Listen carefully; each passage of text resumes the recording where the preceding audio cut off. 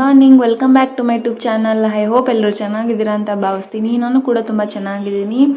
ನೋಡಿ, ಬೆಳಗ್ಗೆನೇ ಇವತ್ತು ಚಪಾತಿ ಆಲೂಗಡ್ಡೆ ಪಲ್ಯ ಮಾಡಿದ್ದೆ ನಾನು. ಹಾಗಾಗಿ ಇವನು ಡೈರೆಕ್ಟಾಗಿ ಏನು ಗಂಜಿ ತಿಂದೆ, ಚಪಾತಿನೇ ತಿಂತಾ ಇದ್ದ.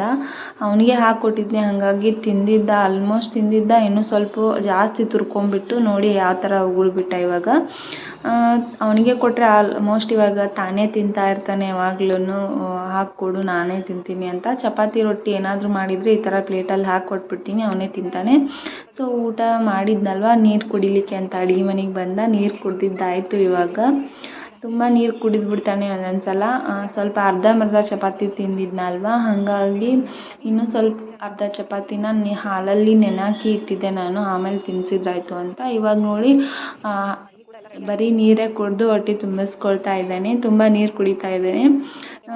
ಇವನಿಗೆ ಆಲೂಗಡ್ಡೆ ಎಲ್ಲ ಚಪಾತಿ ನಾನು ಟಿಫಿನ್ಗೆ ಬಾಕ್ಸ್ಗೆ ಅದನ್ನೇ ಮಾಡಿಬಿಟ್ಟಿದ್ದೆ ಅಲ್ವಾ. ಸೊ ನನ್ನ ಕೆಲಸನೂ ಮುಗಿದೋಗ್ಬಿಟ್ಟಿತ್ತು. ದಿನ ಈ ವಿಡಿಯೋ ಮಾಡಿ ಸೆಂಡ್ ಮಾಡಬೇಕಂತ ಅನ್ಕೋತೀನಿ, ಬಟ್ ಟೈಮೇ ಸಾಲಲ್ಲ. ಎಲ್ಲ ಎಡಿಟ್ ಮಾಡಿ ಅದೆಲ್ಲ ಮಾಡೋಷ್ಟರಲ್ಲಿ ನನಗೆ ಗ್ಯಾಪ್ ಆಗೇ ಬಿಡುತ್ತೆ.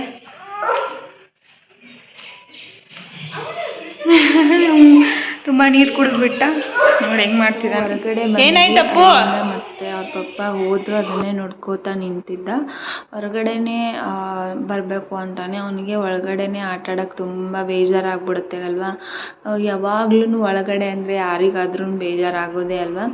ಸೊ ಹೊರಗಡೆ ಹೋಗೋರನ್ನ ಬರೋರನ್ನ ನೋಡ್ಕೊಂಡು ಅಲ್ಲೇ ನಿಂತಿರ್ತಾನೆ ಸ್ವಲ್ಪ ಹೊತ್ತು. ಮತ್ತು ನನಗೂ ಬೇಜಾರಾಗ್ಬಿಡುತ್ತೆ, ಅವನು ಯಾವಾಗಲೂ ಒಳಗೆ ಇರ್ತಾನೆ ಅಂತ ಅಂದ್ಬಿಟ್ಟು. ಮತ್ತು ನಂತರ ಅಲ್ಲಿಂದ ಮತ್ತೆ ಒಳಗೆ ಕರ್ಕೊಂಬಂದೆ ನಾನು. ಹೊರಗಿದ್ರೆ ಒಳಗೆ ಬರೋಕ್ಕೆ ಒಲ್ಲ ಅಂತಾನೆ, ಹಾಗಾಗಿ ಕರ್ಕೊಂಡು ಹೋಗೋಕ್ಕೆ ಬೇಜಾರು ನನಗೆ. ಅಲ್ಲಿ ಕೂಡ ಸುಮ್ಮನೆ ಕೂರಲ್ಲ ಅವನು, ಏನಾದರೂ ಕಿತಾಪತಿ ಮಾಡ್ತಾನೆ ಅಂದ್ಬಿಟ್ಟು ಬೇಗ ಒಳಗೆ ಕರ್ಕೊಂಬರ್ತೀನಿ. ಮತ್ತು ಇಲ್ಲಿ ಬಂದು ನೋಡಿ ಯಾವ ಥರ ಮಾಡ್ತಿದ್ದಾನೆ ಅಂತ. ಸುಮ್ಮನೆ ಆಟ ಆಡೋದ್ಬಿಟ್ಟು ಅದು ಇದ್ರ ಮೇಲೆ ಹಂಗೆ ಹೇರ್ಸಕ್ಕೆ ಹೋಗ್ತಾನೆ, ಸೌಂಡೆಲ್ಲ ಮಾಡ್ತಾನೆ. ಕೆಳಗಡೆ ಓನರ್ ಇದ್ದಾರೆ, ನನಗೆ ಅದೇ ಭಯ. ಅವರೆಷ್ಟು ಅಂತ ಪದೇ ಪದೇ ಹೇಳೋದ್ರಿಂದ ನಮಗೂ ಕಷ್ಟ ಆಗ್ಬಿಡುತ್ತೆ ಅಲ್ವಾ. ಇವನು ಬರೀ ಅಲ್ಲಿಗೆ ಅದರ ತೊಗೊಂಡು ಸೌಂಡ್ ಮಾಡೋದೇ ಜಾಸ್ತಿ. ಅವನಿಗೆ ಆಟ ಆಡೋಕ್ಕೆ ಅವೇ ಇರೋದು. ಅವನು ತೆಗೆದ್ಬಿಟ್ರೆ ಹೇಗೆ ಅಂತ ಅಂದ್ಬಿಟ್ಟು ನಾನು ಆಟ ಆಡೋಕ್ಕೆ ಅಂತ ಕೊಟ್ಟರೆ ಅವನು ಈ ಥರ ಎಲ್ಲ ಕಿತಾಪತಿ ಮಾಡ್ತಾನೆ ಇರ್ತಾನೆ. ಬಟ್ ಏನೂ ಮಾಡೋಕ್ಕಾಗಲ್ಲ, ಹಂಗೆ ಸುಧಾರಿಸ್ಕೊಂಡು ಹೋಗಬೇಕಾಗತ್ತೆ. ಮಕ್ಕಳು ಅಂದರೆ ಇದ್ದಿದ್ದೇ ಅಲ್ವಾ. ಸೊ ಇವಾಗ ಅದು ಸಾಕಾಯಿತು ಅಂತ ಅಂದ್ಬಿಟ್ಟು ಈಗ ಇನ್ನೊಂದು ಸೈಕಲ್ ತೊಗೊಂಡ. ಇದು ಇನ್ನೂ ಕಂಪ್ಲೀಟಾಗಿ ಅವನಿಗೆ ಕಾಲಿಗೆ ನಿಲ್ಕಲ್ಲ, ಒಂದೇ ಕಾಲಲ್ಲಿ ಎಳ್ಕೊಂಡು ಹೋಗ್ತಾನೆ. ಸುಮ್ಮನೆ ಕೂತ್ಬಿಟ್ಟು ಅದ್ರ ಜೊತೆ ಆಟ ಆಡ್ತಿರ್ತಾನೆ. ಆಲ್ಮೋಸ್ಟ್ ಅದು ಡ್ಯಾಮೇಜ್ ಆಗಿಬಿಟ್ಟಿದೆ. ಎರಡು ಗಾಲಿಗೆ ಹಿಂದಿನೂ ಎಲ್ಲ ಹಾಳಾಗಿ ಹೋಗ್ಬಿಟ್ಟಿದೆ. ಕ್ವಾಲಿಟಿ ವೈಸ್ ಅಷ್ಟು ಚೆನ್ನಾಗಿಲ್ಲ ಇದು. ನಾವು ಅವಾಗೇ ರಿಟರ್ನ್ ಮಾಡ್ಬೋದಿತ್ತು. ನನ್ನ ಹಸ್ಬೆಂಡು ಇರಲಿ ಬಿಡು ಅಂತ ಅಂದ್ಬಿಟ್ರು.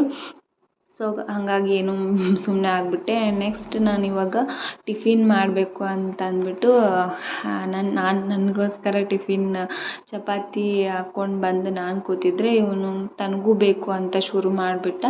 ನಾನು ಅವನಿಗೆ ಸಪ್ರೇಟಾಗಿ ಹಾಲು ಚಪಾತಿ ಇಟ್ಟಿದ್ದೀನಿ, ಆಮೇಲೆ ತಿನ್ನಿಸಿದ್ರಾಯ್ತು ಅಂತಂದರೆ ಕೇಳ್ತಿಲ್ಲ. ನನಗೂ ಬೇರೆ ಹಾಕ್ಕೊಡು ಅಂತ ನಿಂತಿದ್ದ. ಇದ್ರಾಗೆ ತಿನ್ಬಾ ಅಂತ ಅಂದ್ಬಿಟ್ಟು ನಾನು ಹೇಳ್ತಾ ಇದ್ದೆ, ಕೇಳ್ತಾನೇ ಇಲ್ಲ ಅವನು. ಊಟ ಎಲ್ಲ ಆದಮೇಲೆ ನೋಡಿ ಬೆಳ್ಳುಳ್ಳಿ ಸುಲಿತಾ ಇದ್ದೆ ನಾನು, ಚಟ್ನಿ ಮಾಡಬೇಕು ಅಂತ. ಬಟ್ ಅದು ಸುಲಿಯೋಕ್ಕೂ ಬಿಡೋದಿಲ್ಲ ಅವನು. ಬೆಳ್ಳುಳ್ಳಿನೂ ತಿಂತಾನೆ, ತುಂಬ ಇಷ್ಟ ಅವನಿಗೆ ಬೆಳ್ಳುಳ್ಳಿ ಅಂದರೆ.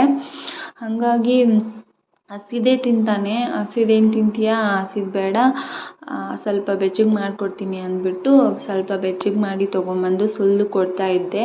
ಇವನಿಗೆ ಈ ಥರ ಬೆಳ್ಳುಳ್ಳಿ, ಅಜ್ವಾನ, ಜೀರಿಗೆ, ಆಮೇಲೆ ಲವಂಗ, ಏಲಕ್ಕಿ ಈ ಥರ ಎಲ್ಲ ತುಂಬ ಇಷ್ಟ ಆಗುತ್ತೆ. ಅವನಿಗೇನೋ ಒಂಥರ ಇಷ್ಟ ಆ ಥರ ತಿನ್ನೋಕ್ಕೆ. ಎಲ್ಲರೂ ಆ ಥರ ಇಷ್ಟಪಡಲ್ಲ ಅಲ್ವಾ, ಸ್ಮೆಲ್ಲು ಅಂತ ಅಂದ್ಬಿಟ್ಟು. ಬಟ್ ಇಂಥವೆಲ್ಲ ತಿನ್ನೋಕ್ಕೆ ಇಷ್ಟಪಡ್ತಾನೆ ಇವನು. ಚಲೋನೇ ಅಲ್ವಾ. ಬೆಳ್ಳುಳ್ಳಿ ತುಂಬ ಹೀಟ್ ಆಗಿಬಿಡುತ್ತೆ ಹಸಿದೆಲ್ಲ ತಿಂದ್ಬಿಟ್ರೆ ಅಂದ್ಬಿಟ್ಟು ಹುರಿದು ತಿನ್ನಿಸ್ತಾ ಇದ್ದೆ ನಾನು.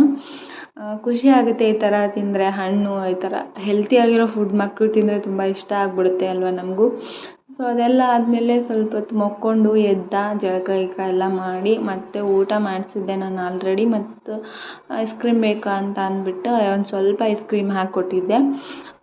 ಮಧ್ಯದಲ್ಲಿ ಈ ಥರ ಏನಾದರೂ ತಿನ್ನೋಕೆ ಕೊಟ್ಟರೆ ಅದನ್ನೇ ತಿಂದ್ಕೊಂಡು ಸ್ವಲ್ಪ ಹೊತ್ತು ಅದರಲ್ಲೇ ಟೈಮ್ ಸ್ಪೆಂಡ್ ಮಾಡಿಬಿಡ್ತಾನೆ ಅಂದ್ಬಿಟ್ಟು ಆಗಾಗ ಏನಾದರೂ ತಿನ್ನೋಕೆ ಕೊಡ್ತಾನೆ ಇರ್ತೀನಿ ನಾನು.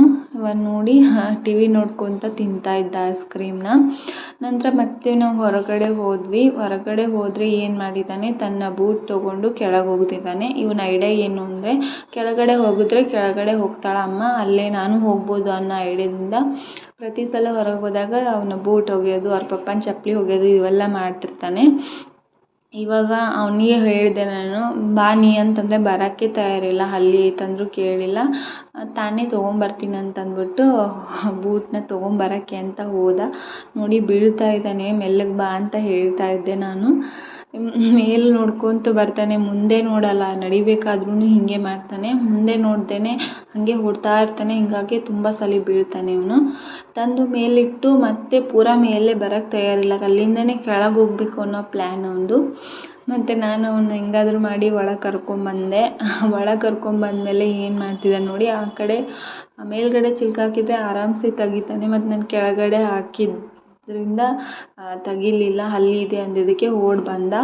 ಮತ್ತು ಸಾಯಂಕಾಲ ಆಯ್ತಲ್ವ, ಮುಖ ಎಲ್ಲ ತೊಳೆದ್ಬಿಟ್ಟು ಇವಾಗ ದೇವ್ರ ಮನೇಲಿ ದೀಪ ಹಚ್ಚೋಕ್ಕೆ ಅಂತ ಕರ್ಕೊಂಬಂದೆ.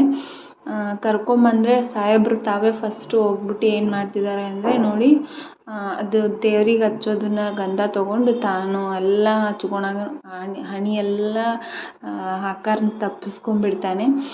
ಕೇಳೋದೇ ಇಲ್ಲ, ನಾನು ಸುಮ್ಮನೆ ಬಿಟ್ಬಿಟ್ರೆ ಎಲ್ಲನೂ ಗಬ್ಬೆಬ್ಸ್ಕೊಂಡ್ಬಿಡ್ತಾನೆ. ಹಂಗಾಗಿ ಮತ್ತೆ ಅವನ್ನ ಎಬ್ಬಿಸಿ ಜೇಜಿ ಮಾಡು ಅಂತ ಹೇಳ್ತಾ ಇದ್ದೆ. ದೀಪ ಎಲ್ಲ ಹಚ್ಬಿಟ್ಟ ಮೇಲೆ ಗಂಟೆ ಹೊಡಿತಾ ಇದ್ದಾನೆ. ಈಗ ಜೇಜಿ ಮಾಡು ಅಂತ ಹೇಳಿದ್ರೆ ಕೈ ಮುಗಿತಾ ಇದ್ದ. ಹೇಳಿದರೆ ಒಂದೊಂದು ಸತಿ ಮಾಡ್ತಾನೆ, ಇಲ್ಲಾಂದರೆ ನಾನು ಬೇಗ ಕರ್ಕೊಂಬಂದ್ಬಿಡ್ತೀನಿ ಅವನ್ನ. ಇಲ್ಲಾಂದರೆ ಅಲ್ಲಿ ಎಣ್ಣೆ ಅದು ಎಲ್ಲ ಅಲ್ಲೇ ಕೆಳಗೆ ಇಟ್ಟಿದ್ದೀನಲ್ಲ ಚೆಲ್ಬಿಡ್ತಾನೆ. ನೋಡಿ ಓಂ ನಮಃ ಶಿವ ಅಂತ ಹೇಳಿದೆ, ಅದನ್ನೇ ಹೇಳ್ತಿದ್ದಾನೆ ನೋಡಿ ಇವಾಗ. ಓಂ ನಮಃ ಶಿವಾಯ ಫುಲ್ ಡೀಪಾಗಿ ಜೇಜಿ ಮಾಡ್ತಿದ್ದಾನೆ. ಪೂಜೆ ಎಲ್ಲ ಆದ ತಕ್ಷಣ ಸಾಯಂಕಾಲ ಸ್ನ್ಯಾಕ್ಸ್ ತಿನ್ನೋ ಟೈಮು. ಮತ್ತು ಮಂಡಾಳು ತಿನ್ನೋಕ್ಕಂತ ಶುರು ಮಾಡಿದ್ವಿ. ಮಂಡಾಳು ಮಾಡಿದರೆ ದಿನ ಅದನ್ನೇ ತಿನ್ನೋ ಒಂದು ರೂಢಿ ನಮಗೆ.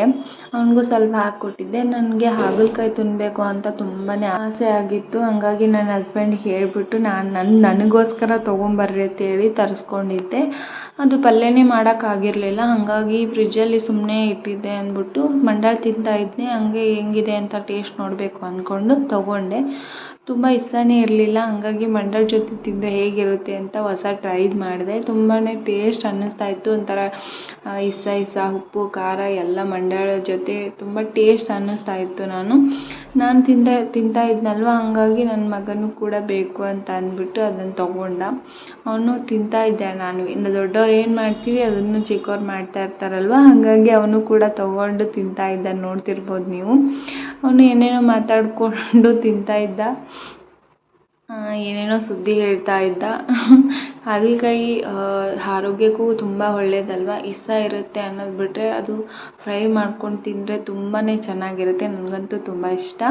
ನೀವು ಕೂಡ ಟ್ರೈ ಮಾಡಿ ನೋಡಿ. ತಿಂದಿದ್ದಾಯಿತು. ಇವಾಗ ಸಾಹೇಬರು ನಮ್ಮ ಮನೇಲಿ ಅದನ್ನು ವಯರ್ ಏನಕ್ಕೆ ಬಿಟ್ಟಿದ್ದಾರೆ ಅಂತ ಗೊತ್ತಿಲ್ಲ, ಬಟ್ ಅಲ್ಲಿ ಕರೆಂಟ್ ಪಾಸ್ ಆಗೋಲ್ಲ. ಹಂಗಾಗಿ ಅದು ಅಷ್ಟೇನು ಭಯ ಇಲ್ಲ. ಅದ್ರ ಜೊತೆ ಆಟ ಆಡ್ಕೊಂಡು ಕೂತಿದ್ದಾನೆ. ಶುದ್ಧ ವಯರ್ ಬಿಟ್ಟಿದ್ದಾರೆ. ನಾನೇ ಅದನ್ನು ಜಿಗ್ಗದ ಪಟ್ಟಿ ಹಾಕಿ ಕವರ್ ಮಾಡಿದ್ದೀನಿ ಸ್ವಲ್ಪ. ಏನಕ್ಕೆ ಬಿಟ್ಟಿದ್ದಾರೆ ಅಂತ ನಮಗೂ ಗೊತ್ತಿಲ್ಲ, ನಾವು ಕೇಳಕ್ಕೆ ಹೋಗಿಲ್ಲ. ಅದ್ರ ಜೊತೆ ಒಂದು ಆಟ ಬಂದಾಗಿಂದ ತುಂಬಾ ಆಡಿ ಸಾಕಾಗಿ ಇವಾಗಾದರೂ ನೆನಪಾದಾಗ ಮತ್ತೆ ಅಲ್ಲೇ ಆಟ ಆಡೋಕ್ಕೆ ಹೋಗ್ತಿರ್ತಾನೆ ಆವಾಗವಾಗ. ನೋಡಿ ಯಾವ ಥರ ಮಾಡ್ತಿದ್ದಾನೆ ಅಂತ. ಮತ್ತು ನೈಟಿಗೆ ನಾನು ವೆಜಿಟೇಬಲ್ ರೈಸ್ ಮಾಡಿದ್ರಾಯಿತು ಅಂತ ಮಾಡ್ತಾಯಿದ್ದೆ. ರೈಸ್ ಕೂಡ ರೆಡಿ ಆಗಿತ್ತು, ನೋಡ್ಬೋದು ನೀವು. ಮಾಡಿಬಿಟ್ಟು ಇವನಿಗೆ ಊಟ ಮಾಡಿಸ್ದೆ. ಊಟ ಎಲ್ಲ ಆಯಿತು ಇವಂದು. ಇವಾಗ ಮಲಗ್ತಾನೆ. 9 ಗಂಟೆ ಆಗಿ ಬಂದಿದೆ ಆಲ್ರೆಡಿ. ನಿದ್ದೆ ಬರೋ ಟೈಮ್ ಆಗಿದೆ. ಸೊ ಇವತ್ತಿನ ವಿಡಿಯೋನ ಇಲ್ಲಿಗೆ ಎಂಡ್ ಮಾಡ್ತಿದ್ದೀನಿ. ನಿಮಗೆ ಈ ಒಂದು ವಿಡಿಯೋ ಇಷ್ಟ ಆಗಿದ್ದರೆ ಒಂದು ಲೈಕ್ ಕೊಡಿ. ಪ್ಲೀಸ್ ನನ್ನ ಚಾನಲ್ಗೆ ಸಪೋರ್ಟ್ ಮಾಡಿ. ಸಬ್ಸ್ಕ್ರೈಬ್ ಮಾಡಿಕೊಂಡು ವಿಡಿಯೋನ ನೋಡಿ, ಪೂರ್ತಿಯಾಗಿ ವಿಡಿಯೋನ ನೋಡಿ. ಕಮೆಂಟ್ ಮಾಡಿ ತಿಳಿಸಿ ನಾನು ಇನ್ನೇ ಯಾವ ಥರ ಎಲ್ಲ ವೀಡಿಯೋಸ್ ಎಲ್ಲ ಮಾಡ್ಬೋದು ಅನ್ನೋದ್ರ ಬಗ್ಗೆ. ಆ್ಯಂಡ್ ಪ್ಲೀಸ್ ಸಪೋರ್ಟ್ ಮಾಡಿ ಅಂತ ಹೇಳ್ತಾ ಈ ವಿಡಿಯೋ ನಿಮಗೆ ಏನು ಮಾಡ್ತೀನಿ. ಎಲ್ರಿಗೂ ಬಾಯ್, ಗುಡ್ ನೈಟ್. ಅಪ್ಪ ಬಾಯ್ ಮಾಡು, ಬಾಯ್ ಬಾಯ್ ಮಾಡು, ಬಾಯ್ ಮಾಡು. ಹಾಂ.